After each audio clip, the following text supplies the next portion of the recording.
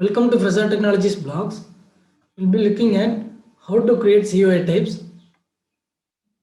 Open blog.fresatechnologies.com and search option. Enter create COA types and search. Select how to create COA types. Here you can see the step-by-step procedure with images. In Fresa Application, select Accounts module and then select Account settings. Open COA type. Here are the COA type which are already created.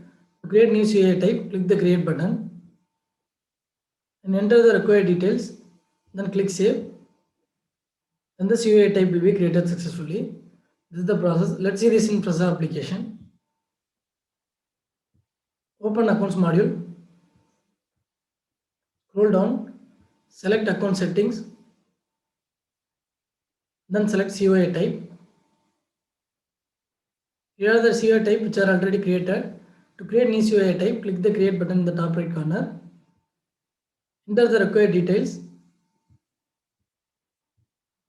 Enter the code. Enter the name. Select credit or debit. Then click save changes.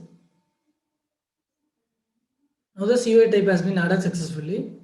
This is how to create COA type. Thanks for watching.